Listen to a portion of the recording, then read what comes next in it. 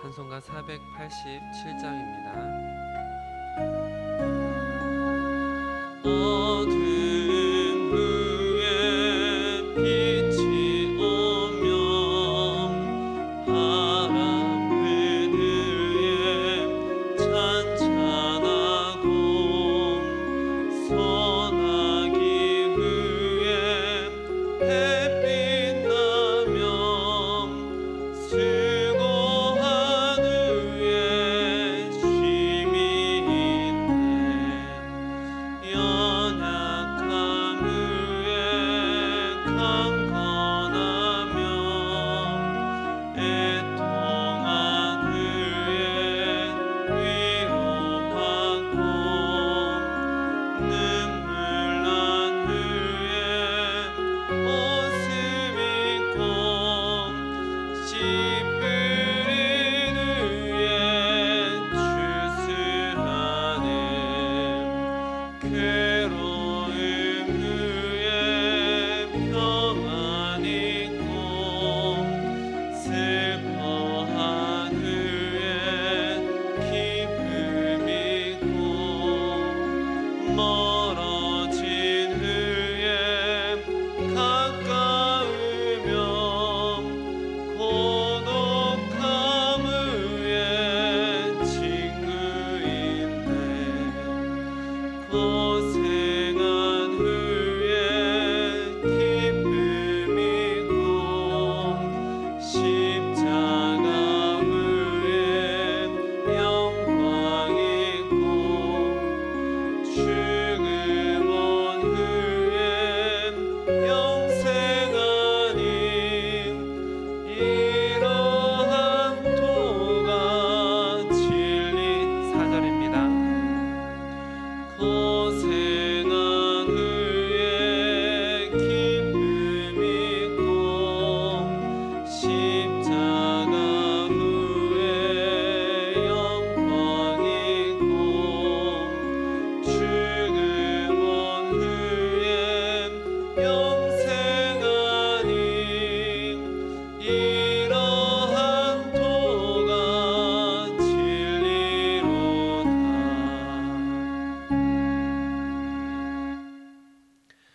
이제 다 함께 주기도문으로 기도하겠습니다.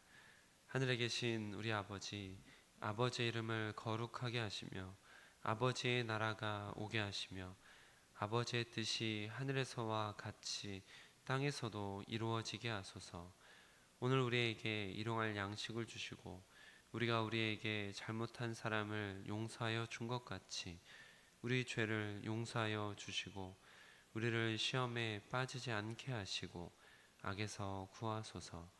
나라와 권능과 영광이 영원히 아버지의 것입니다. 아멘. 오늘 우리에게 주시는 하나님의 말씀은 고린도전서 15장 29절로 38절 말씀입니다.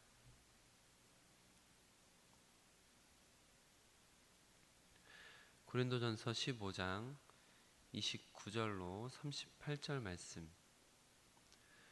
저 여러분이 교도로 보시고 마지막 절은 함께 읽겠습니다.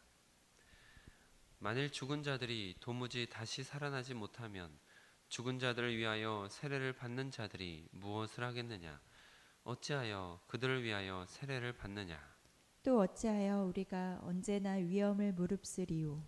형제들아, 내가 그리스도 예수 우리 주 안에서 가진 바 너희에 대한 나의 자랑을 두고 단언하노니 나는 날마다 죽노라. 내가 사람의 방법으로 에베소에서 맹수와 더불어 싸웠다면 내게 무엇은 유익이 있으리요. 죽은 자가 다시 살아나지 못한다면 내일 죽을 터이니 먹고 마시자 하리라. 속지 말라. 악한 동무들은 선한 행실을 더럽히나니 깨어 의를 행하고 죄를 짓지 말라. 하나님을 알지 못하는 자가 있기로 내가 너희를 부끄럽게 하기 위하여 말하노라.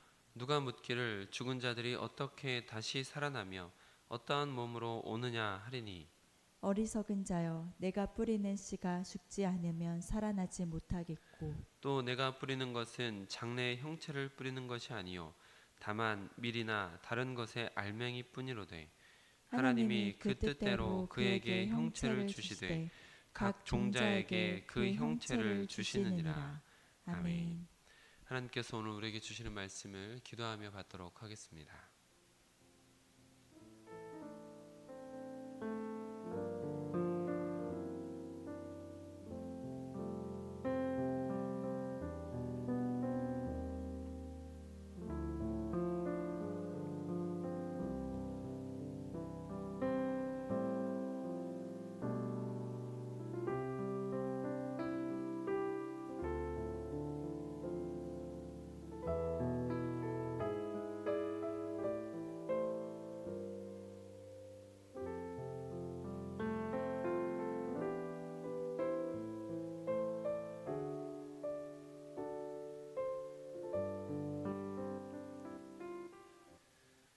아버지 하나님, 오늘도 우리에게 새로운 생명을 주시니 감사합니다.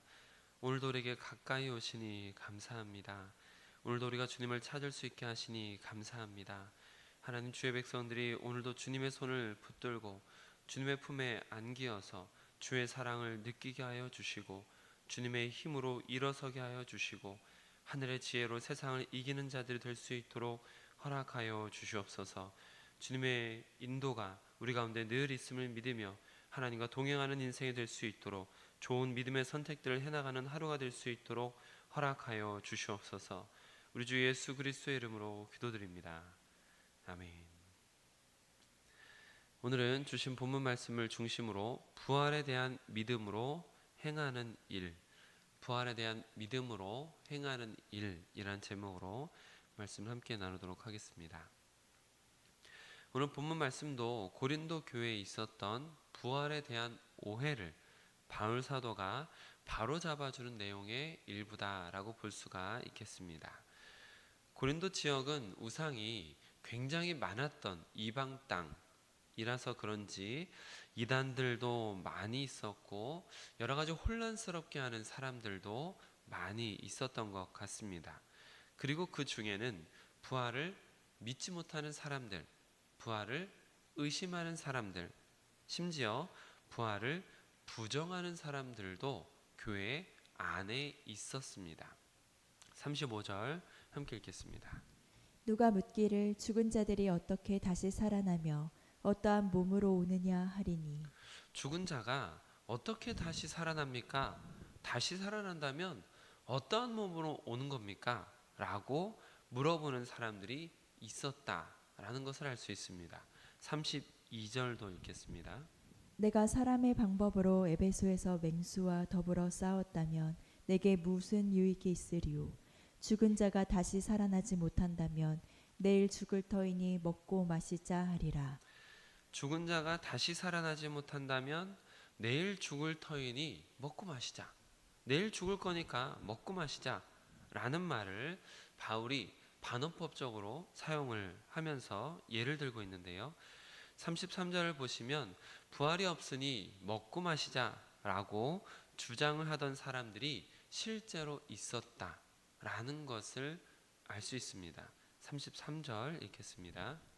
속지 말라. 악한 동물들은 선한 행실을 더럽히나니 이처럼 부활이 없으니 지금 주어진 삶을 여러 가지 쾌락을 즐기면서 살자, 먹고 마시자 라고 강하게 유혹하는 사람들이 있었기 때문에, 실제로 고린도 교회 안에 있었기 때문에 바울은 분명하게 속지 마라, 악한 동무 더럽힌다 라는 말을 표현하고 그렇게 경고하고 있는 것을 볼 수 있습니다. 이렇게 고린도 교회 안에 부활에 대해서 잘 모르거나 부활을 의심하거나 심지어 부활을 부정하는 사람들도 있었기 때문에 바울이 차근차근 설명해 줄 필요가 있었던 것입니다.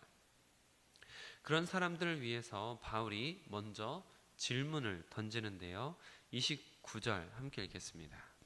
만일 죽은 자들이 도무지 다시 살아나지 못하면 죽은 자들을 위하여 세례를 받는 자들이 무엇을 하겠느냐?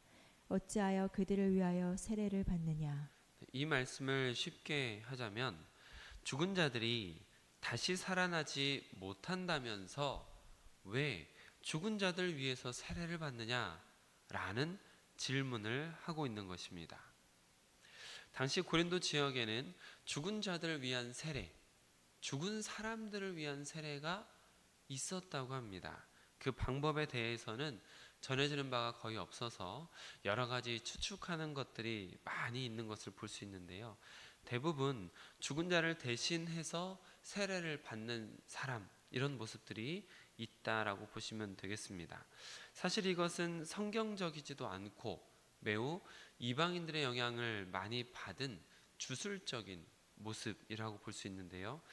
남아있는 기록 중에는 교부였던 크리소스톰의 기록에 이런 기록이 있습니다.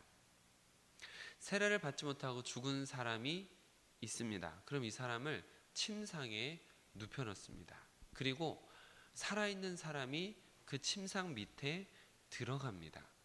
그 상태에서 이제 세례를 베푸는 사람이 질문을 하는 것이죠. 세례를 받겠습니까? 이렇게 질문합니다. 그러면 이 침상 밑에 살아있는 사람이 예, 아멘 이라고 대답을 하면 거기에 세례를 죽은 사람에게 베푸는 것입니다. 그러면서 이 죽은 사람이 대답했고 세례를 받았다라고 인정을 해 주었다라는 것이죠. 이런 종류의 자료들이 남아있는 것을 보면 세례에 대해서 잘못 이해하고 이방 종교의 영향을 많이 받았던 주술적인 세례, 잘못된 세례가 그 당시에 고린도 교회에 있었구나라는 것을 알 수 있는 부분입니다. 그러니까 바울이 29절에서 한 말은 부활이 없다고 주장하면서 어째서 죽은 자를 위한 세례는 받고 있느냐? 아니 부활이 없다고 말하면서 왜 세례는 받고 있느냐? 라고 되묻고 있는 것이죠. 우리의 상황으로 예를 들자면 사후세계가 없다. 사후세계가 없다라고 말하는 사람이 정말 사랑하는 사람이 죽거나 부모님이 돌아가시거나 할 때 그곳에서는 편히 쉬세요. 나중에 다시 만나요. 혹은 죽은 사람을 위해서 노잣돈을 준다든지 혹은 죽은 사람이 식사하러 온다고 제사상을 차려주고 사식구제를 드린다든지 하는 것들을 볼 수가 있습니다. 사후세계가 없다면서 죽은 사람들을 위한 일은 하고 있는 것이죠. 이런 모순적인 모습이 바울이 지금 편지를 보내고 있는 고린도 교회에 있었다는 것입니다. 그 고린도 교회 안에서 부활이 없다라고 계속해서 주장하고 다른 사람들을 미혹하면서 죽은 사람을 위한 세례는 받고 있는 이런 모순적인 모습이 고린도 교회 안에 있었다라는 것이죠. 이렇게 부활에 대해서 부정적이거나 혹은 의심하는 사람들, 그리고 그렇게 잘못된 생각을 하면서도 죽은 사람을 위한 세례를 받고 있었던 이런 모순들을 먼저 일깨워주고 있습니다. 그러면서 바울은 자신의 경험을 바탕으로 그리고 자신의 신앙을 바탕으로 고린도 성도들에게 부활에 대해서 확고히 믿을 수 있도록 권면을 하는데요. 30절 함께 읽겠습니다. 또 어찌하여 우리가 언제나 위험을 무릅쓰리요. 또 어찌하여 우리가 언제나 위험을 무릅쓰고 있겠습니까? 이 말씀은 쉬운 성경에서 보실 수 있는 것처럼 바울이 자신의 경험을 바탕으로 설명을 하는 부분입니다. 30절을 쉬운 성경으로 한 번 더 읽겠습니다. 우리의 경우는 어떻습니까? 우리는 무슨 이유로 매 순간 위험에 처한단 말입니까? 그렇습니다. 바울이 지금 자신들의 이야기를 하고 있는 것입니다. 바울은 자신이 왜 고난을 당하고 왜 매 순간 위험한 일을 당하고 있는지 생각해보라 라고 말하고 있는 것이죠. 내가 왜 이렇게 고난을 당하고 있는지 한번 생각해 보십시오 라고 바울 사도가 고린도 교회에 이야기를 하고 있습니다. 사실 바울이 사역을 한다고 해서 명예가 높아지는 것은 아닙니다. 돈을 많이 버는 것도 아닙니다. 평안한 삶이 보장되는 것도 아닙니다. 사실 세상 사람들이 원하는 그 어떤 것도 얻을 수 없습니다. 그럼에도 불구하고 바울이 담대하게 그리고 당당히 날마다 고난 앞에 서 있었다라는 것이죠. 31절 함께 읽겠습니다. 형제들아, 내가 그리스도 예수 우리 주 안에서 가진 바 너희에 대한 나의 자랑을 두고 단언하노니 나는 날마다 죽노라. 아멘. 너희에 대한 나의 자랑이라는 것은 바울이 고린도 교회 성도들에 대한 자부심을 가지고 그 사람들, 고린도 교회 성도들을 자랑으로 여기고 있다라는 표현입니다. 고린도 교회는 우상들이 넘쳐나는 지역에 세워진 교회인데 바울이 개척하고 열심을 내서 아주 소중한 동역자들이 많이 세워진 교회이기도 합니다. 지난 주일 말씀 때 함께 나누었던 것처럼 에베소 교회에 와서 섬겼던 아굴라와 브리스길라 부부, 아볼로 같은 성경에 능통한 사람, 이런 사람들이 고린도 교회 출신이죠. 또한 고린도전서 1장부터 기록되어 있듯이 고린도 교회 안에서는 많은 은사들이 넘쳐나고 있었다. 은사들이 넘쳐나고 있었다라고 표현할 정도의 교회였습니다. 그러니 가을에 풍성한 열매를 보는 농부가 흐뭇한 마음이 드는 것처럼 바울도 고린도 교회를 생각할 때 자랑스럽게 여기고 있었던 것이죠. 그러니 고난과 어려움이 있음에도 불구하고 열심을 내서 사역을 했더니 고린도 교회가 세워진 것처럼, 은사가 넘쳐나는 교회가 세워진 것처럼 바울은 계속해서 고난을 두려워하지 않고 날마다 죽음 앞에서 사역을 했다라는 것입니다. 조금 전에 읽으신 말씀의 마지막 부분에 나는 날마다 죽노라 라고 이렇게 기록하고 있는데요. 이 부분을 원문으로 직역을 하면 나는 날마다 죽음의 위협 가운데 있습니다. 나는 날마다 죽을 위기 앞에 있습니다 라는 표현입니다. 그러니까 아름다운 열매를 맺기 위해서 바울은 계속해서 죽을 수도 있는 위험을 감수하며 사역을 했습니다 라는 고백을 하는 것이죠. 또한 지금도 역시 죽을 위기 앞에서 아름다운 열매를 위해서 죽음도 두려워하지 않고 지금도 여전히 죽음 앞에 서 있습니다 라고 고백하고 있는 것입니다. 바울이처럼 고난을 두려워하지 않고 죽음 앞에 당당히 설 수 있었던 이유는 무엇일까요? 만일 바울이 죽으면 다 끝이고 부활도 없다라고 생각하는 사람이었다면 절대로 그렇게 살 수는 없었을 것입니다. 이것이 32절의 말씀이죠. 32절 함께 읽겠습니다. 내가 사람의 방법으로 에베소에서 맹수와 더불어 싸웠다면 내게 무슨 유익이 있으리요? 죽은 자가 다시 살아나지 못한다면 내일 죽을 터이니 먹고 마시자 하리라. 아멘. 그렇습니다. 부활에 대한 소망도 없고 심판에 대한 두려움도 없으면 오늘 먹고 죽자라는 식으로 쾌락을 쫓고 하고 싶은 것을 쫓으며 삶을 낭비하게 되는 것입니다.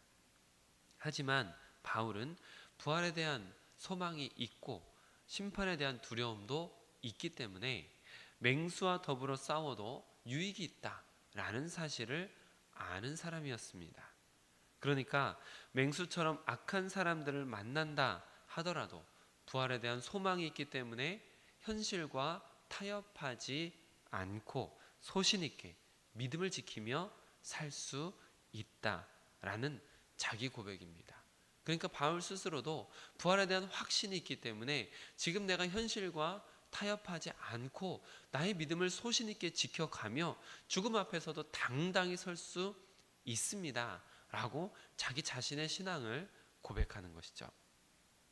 그래서 성도된 자들에게 쾌락을 쫓아서 하고 싶은 것을 하면서 살라는 그 세상의 말에 속지 마라 라고 강하게 경고하는 것입니다.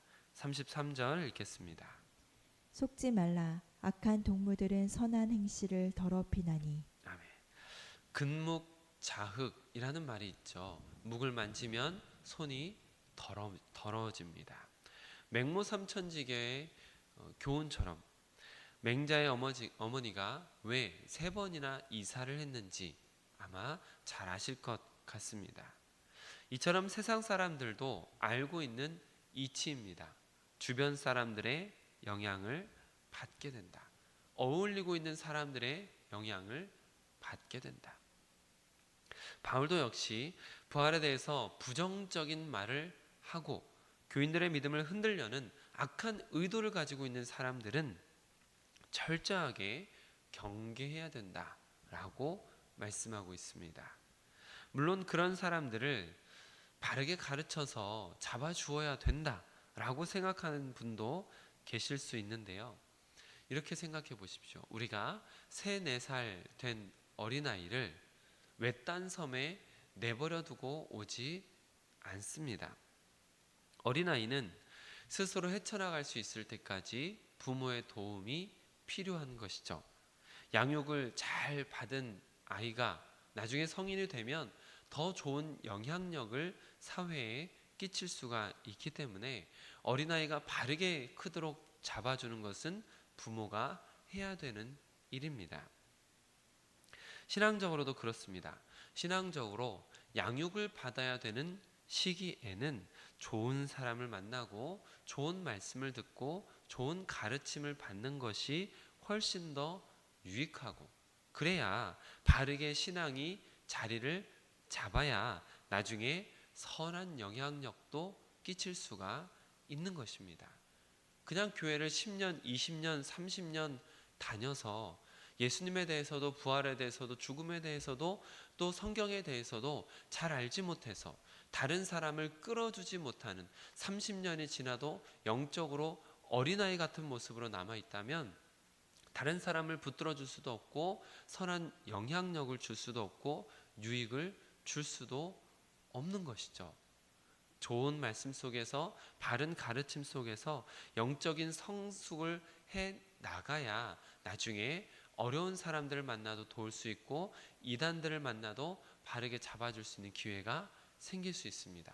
그러니 영적으로 어린 상태일 때는 일단은 좋은 말씀을 듣고 철저히 잘못된 사람들과의 교류를 단절하고 바르게 성장하기 위해서 노력하는 것이 좋다라는 것이죠. 그래서 지금 바울의 말씀은 부활을 알지 못하는 사람들, 또 부활에 대해서 부정하고 악한 말로 유혹하는 사람들, 그들의 말을 귀담아 듣지 말고 경계하라 라고 권면하고 있습니다. 34절 함께 읽겠습니다. 깨어 의를 행하고 죄를 짓지 말라. 하나님을 알지 못하는 자가 있기로 내가 너희를 부끄럽게 하기 위하여 말하노라. 부활을 알지 못하고 부활이 없다고 말하는 사람들은 세상에서 즐길 수 있는 쾌락을 즐기며 마음껏 살자라고 유혹하는 사람들이 있었습니다. 어차피 죽고 나면 아무것도 아니니까 지금 여기에서 마음껏 즐겨라 라고 유혹하는 사람들이 있었습니다. 앞서 말씀드린 것처럼 이런 사람들은 죽음 이후에 있을 심판도 모르고 부활에 대한 소망도 모르는 사람들인 것이죠. 그래서 삶을 허비하는 사람들입니다. 이런 사람들은 하나님을 알지 못하는 사람들입니다. 바울은 이런 사람들을 부끄럽게 하려고 이런 말씀을 기록하고 있다라고 밝히고 있습니다. 여러분 한번 생각해 보십시오.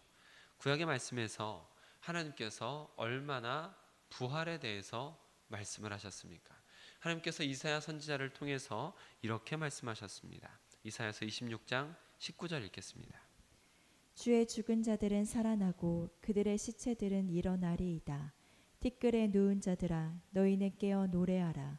주의 이슬은 빛난 이슬이니 땅이 죽은 자들을 내놓으리로다. 아멘. 이 말씀은 부활을 예고하고 부활을 예언하는 말씀이죠. 이뿐만 아닙니다. 다니엘을 통해서도 하나님께서는 이렇게 예언하게 하셨습니다. 다니엘서 12장 2절 읽겠습니다. 땅의 티끌 가운데에서 자는 자 중에서 많은 사람이 깨어나 영생을 받는 자도 있겠고 수치를 당하여서 영원히 부끄러움을 당할 자도 있을 것이며. 아멘. 땅의 티끌 가운데서 자던 자 중에서 깨어나는 사람, 깨어나서 영생을 받을 사람도 있고 또 영원히 부끄러움을 당할 자도 있다. 이거는 어제 예수님께서 말씀하신 영생의 부활과 심판의 부활에 대해서 말씀하는 것입니다. 다니엘서에도, 그러니까 예수님보다 훨씬 이전에도 하나님께서 선지자들을 통해서 부활을 말씀하셨습니다. 뿐만 아니라 엘리사가 죽은 아이를 살린 것 같은 분명한 부활 사건들이 있었습니다. 그럼에도 불구하고 이 구약의 말씀들을 아는데도 불구하고 부활을 믿지 않는다라는 것은 실상은 하나님을 믿지 않는 것과도 같다라는 것이죠. 부활을 믿지 못하는 사람이 창조를 믿을 수 있을까요? 부활을 믿지 못하는 사람이 창조를 믿지 못하는 것은 더욱 분명합니다. 실제로 예수님의 공생의 기간 동안에 사두개인들이 와서 했던 이야기를 통해서도 알 수 있듯이 사두개인들은 부활을 믿지 않았습니다. 영혼도 사후세계도 없다고 생각했습니다. 이스라엘의 최고 지도자급의 사람들이었던 사두개인들이 그랬습니다. 이스라엘 백성이고 유대인들의 지도자인데도 불구하고 부활도 영혼도 사후세계도 믿지 않는 사람들이 사두개인들이었습니다. 그런 사람들 향해서 예수님께서 어떻게 말씀하셨죠? 너희가 성경도 모르고 하나님의 능력도 모른다 라고 말씀하셨습니다. 마태복음 22장 29절 읽겠습니다. 예수께서 대답하여 이르시되 너희가 성경도 하나님의 능력도 알지 못하는 고로 오해하였도다. 아멘. 이 말씀도 역시 예수님께서 부활이라는 주제로 예수님을 흠을 잡아 보려다가 도리어 사두개인들이 예수님의 책망을 받은 말씀입니다. 여러분, 창조가 쉬울까요? 부활이 쉬울까요? 창조와 부활 중에 어떤 게 쉬울 것 같으십니까? 온 세상을 만드신 분이 죽은 사람을 살리는 것 어려울까요? 그러니 창조를 믿는다면서 부활을 못 믿는 것 자체가 모순입니다. 부활을 믿지 못한다는 것은 그동안 성경을 통해서 증명되었던 하나님의 말씀을 믿지 못하는 것이고 창조주 하나님의 능력을 의심하는 것과도 같습니다. 그렇기 때문에 바울은 부활을 믿지 못하는 사람들, 그리고 부활에 대해서 부정적으로 말하는 사람들, 그리고 악의적으로 사람들을 부활이 없다고 가르치는 잘못된 행태에 대해서 그들은 실상은 하나님을 알지 못하는 자들이다. 그들은 하나님의 능력을 모르는 사람들이다 라고 말씀하고 있습니다. 그리고 바울 사도는 죽은 자의 부활이 어떻게 가능한가 라고 의심하는 사람들에게 쉬운 비유를 들어서 이해할 수 있도록 설명을 하고 있습니다. 35절로 38절까지 함께 읽겠습니다. 누가 묻기를 죽은 자들이 어떻게 다시 살아나며 어떠한 몸으로 오느냐 하리니 어리석은 자여 내가 뿌리는 씨가 죽지 않으면 살아나지 못하겠고 또 내가 뿌리는 것은 장래의 형체를 뿌리는 것이 아니요 다만 밀이나 다른 것의 알맹이 뿐이로되 하나님이 그 뜻대로 그에게 형체를 주시되 각 종자에게 그 형체를 주시느니라. 아멘. 우리 교회 성경마을 아이들도 우리 양윤수 장로님께서 배려해 주신 덕분에 교회 텃밭에 이런저런 씨앗을 뿌릴 수가 있었습니다. 단지 씨앗을 뿌리고 물을 주었을 뿐인데 그 씨앗이 새싹이 되고 아이들 키보다 더 크게 자라나서 방울토마토를 주렁주렁 달아서 우리 성도님들이 함께 그 토마토를 먹기도 했었습니다. 올해에는 아이들이 여러 가지 꽃들도 피워보기도 했습니다. 이처럼 초등학교만 나와도 씨앗을 심으면 그리고 거기에다 물을 주면 싹이 나고 잎이 나고 나무가 되고 열매가 맺는다라는 것을 우리가 다 알고 있습니다. 그런 성장의 과정이 삼투압이 필요하고 광합성을 통해서 여러 가지 화학작용을 거쳐서 일어난다라는 것을 우리가 모르더라도 씨앗을 심으면 열매를 먹을 수 있다 라는 것은 압니다. 바울은 이처럼 쉬운 원리를 가지고 부활을 설명하고 있는데요. 씨앗을 땅에 뿌릴 때에는 작은 알맹이 뿐이지만 그것이 밖으로 나올 때는 어떻게 됩니까? 작은 알맹이를 땅 속에 뿌렸지만 밖으로 나올 때에는 본연의 모습이 땅을 비집고 올라옵니다. 원래 그가 가지고 있는 본래의 모습이 땅 밖으로 나타나는 것이죠.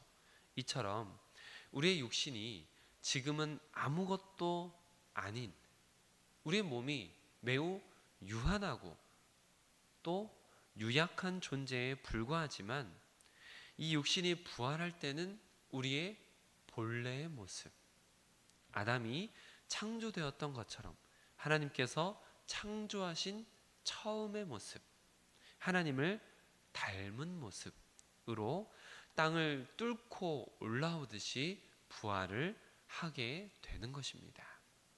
그렇게 몸의 부활에 대한 말씀이 내일 본문에서 이어집니다. 사랑하는 성도 여러분, 오늘 본문 말씀을 통해서 사도 바울이 어떻게 그렇게 힘든 사역을 했는가? 여러 가지 죽음의 위협이 있음에도 불구하고 어떻게 열정적으로 사역을 감당할 수 있었는가를 알 수 있는 단서가 있었습니다. 그것은 사도 바울이 사역을 통해서 돈을 많이 벌기 때문도 아니고 명성을 많이 쌓기 때문도 아닙니다. 편안한 삶이 보장되어 있기 때문도 아닙니다. 바울이 그렇게 충성된 일꾼으로 하나님 앞에 헌신하고 우리에게는 존경스러운 모습으로 여러 가지 어려움들을 극복했던 이유, 날마다 죽음 앞에 서 있지만 두려워하지 않고 당당했던 이유는 부활의 소망이 있기 때문입니다. 썩을 육체를 심어 신령한 몸으로 일어설 것을 믿고 있었기 때문에 당당하게 죽음을 두려워하지 않고 믿음대로 살아갈 수 있었던 것입니다. 우리 주변에도 많은 사람들이 부활을 믿지 못합니다. 심지어 교회 안에서도 부활을 의심하는 사람들이 있습니다. 그리고 부활에 대해서 부정적으로 말하고 성도를 미혹하거나 박해하고 혹은 세속적인 삶을 사는 것만 추구하는 사람들이 우리 주변에도 있습니다. 그러나 여러분들께서는 깨어 의를 행하고 죄를 짓지 마시기를 바랍니다. 34절 첫 부분에 깨어 의를 행하고 죄를 짓지 말라 라고 말씀하고 있는 것을 보실 수 있는데요. 여기서 깨어난다 라는 것은 자다가 일어난다 라는 것을 말하지 않습니다. 여기서 깨어난다 라는 것은 술에 취해 있다가 술이 깨는 것을 의미합니다. 술에 취해 있다가 깨어나는 것입니다. 그러니까 술에 취해 있듯이, 술에 취하듯이 잘못된 것들에 취해 있지 말고 깨어나라. 여러 가지 미혹에 흔들리지 말고 깨어나라. 정신을 똑바로 차려라. 라고 말씀하는 것이죠. 그래야 죄를 짓지 않을 수 있다라는 것입니다. 그러니 여러분, 우리도 깨어나야 합니다. 세상의 여러 가지 말들에 혼란스러워하고 이런저런 말들에 끌려다니고 어질어질한 상태에서 술에 취한 것처럼 있지 말고 깨어나야 하는 것입니다. 여러 가지 미혹에 흔들리지 말고 정신을 똑바로 차려야 하는 것입니다. 그리고 부활에 대해서 바로 알고 바로 믿어야 하는 것입니다. 썩을 육체를 심어야 신령한 몸으로 부활한다. 우리가 주 안에서 죽어야 원래의 모습, 하나님께서 창조하신 본래의 모습으로 부활하게 된다라는 것을 확고하게 믿어야 되는 것입니다. 그래서 우리 모두가 바울처럼 당당한 믿음이 될 수 있기를 축복합니다. 또한 당당하고 단단한 믿음으로 서시기를 우리 주 예수 그리스도의 이름으로 축복합니다. 아멘. 오늘 말씀 붙들고 함께 우리가 기도할 때 하나님, 저도 부활을 바로 알고 굳게 믿어서 바울처럼 흔들리지 않는 믿음, 단단한 믿음, 당당한 믿음이 되기를 원합니다. 하나님, 저를 가르치소서. 저에게 하늘의 지혜를 주옵소서. 부활의 믿음을 갖게 하여 주옵소서라고 우리 함께 기도하면 좋겠습니다. 우리 주여 한번 하시고 기도의 자리로 가겠습니다. 주여!